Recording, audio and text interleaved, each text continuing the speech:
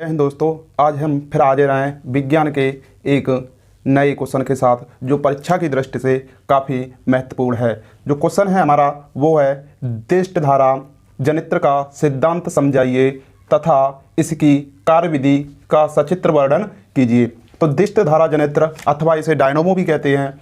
Dynamo एक ऐसा यंत्र है जो यांत्रिक ऊर्जा को विद्युत ऊर्जा में परिवर्तन करता है या ट्रांसफर करता है। यह डायनामो प्रत्यावर्ती धारा डायनामो के समान ही होता है, यानी ये कैसा होता है, यानी जो डायनामो प्रत्यावर्ती धारा डायनामो के समान ही होता है। अंतर इतना केवल होता है कि इसमें सर्फी वलयों यानी जो सर्फी वलयों होते हैं के स्थान पर विभक्त वलयों का उपयोग किया जाता है, यानी सर्फी वलयों के स्थान पर विभक्त वलयों का उपयोग किया जाता है। इसका सिद्धांत क्या है? तो सिद्धांत यह है, जब किसी बंद कुंडली को किसी शक्तिशाली चुंबक क्षेत्र में घुमाया जाता है तो उसमें से होकर गुजरने वाले चुंबकीय फ्लक्स में लगातार परिवर्तन होता रहता है, जिसके कारण कुंडली में विद्युत वाहक बल तथा एक विद्युत धारा प्रेरित हो जाती है। कुंडली को घुमाने में किया गया कार्य ही कुंडली में विद्युत ऊर्जा के रूप में परिणत हो जाता है। रचना, इसके मुख्य तीन भाग होते हैं। नंबर एक क्षेत्र चुंबक, यानी जिसके पार्ट कितने होते हैं? तीन होते हैं, मोस्टली तीन होते हैं। नंबर एक है क्षेत्र चुंबक, नंबर दो है आर्मेचर और नंबर तीन में है विभक्त वलय तथा बुरुस। तो पहले हम देखेंगे क्षेत्र चुंबक के बारे में। यह एक शक्तिशाली चुंबक होता है। NS इसका यानी नॉर्थ साइड और साउथ साइड। इसका कार्य शक्तिशाली चुंबकीय क्षेत्र उत्पन्न करना होता है। इसका काम क्या होता है? शक्तिशाली चुंबकीय क्षेत्र उत्पन्न करना होता है, जिसमें कुंडली घूमती है। इसके द्वारा उत्पन्न चुंबकीय क्षेत्र की बल रेखाएं N से S की तरफ होती हैं, यानी N से S की ओर होती हैं, नॉर्थ से साउथ की तरफ होती हैं। आर्मेचर सेकंड नंबर जो है वो क्या है? आर्मेचर यह एक आयताकार कुंडली ABCD होती है जो कच्चे लोहे के क्रोड पर पृथककृत तांबे के तारों के बहुत से फेरों को लपेटकर बनाई जाती है। इस आर्मेचर कुंडली कहते हैं। इसे क्या कहते हैं? आर्मेचर कुंडली कहते हैं।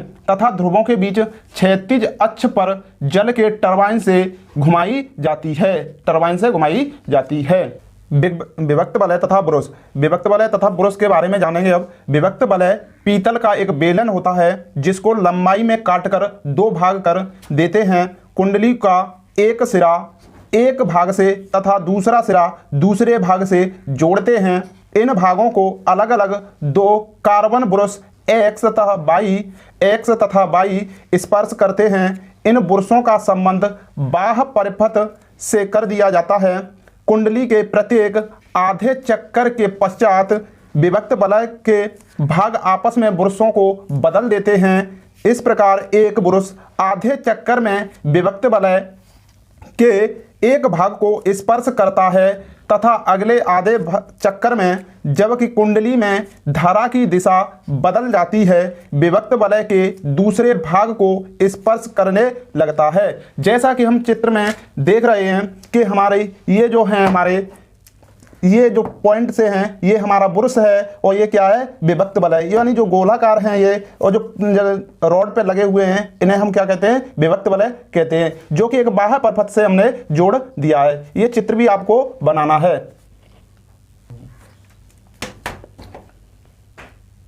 चलोगे?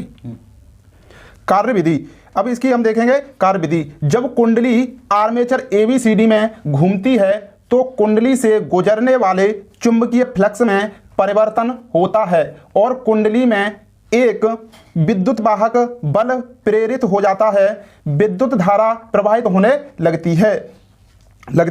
कुंडली के पहले आधे चक्कर में कुंडली में प्रेरित विद्युत वाहक बल शून्य से बढ़कर अधिकतम होता है, यानी शून्य से बढ़कर क्या होता है? अधिकतम होता है तथा पुनः घटकर शून्य हो जाता है तथा आधा चक्कर पूरा होने पर दूसरे आधे चक्कर में विद्युत वाहक बल विपरीत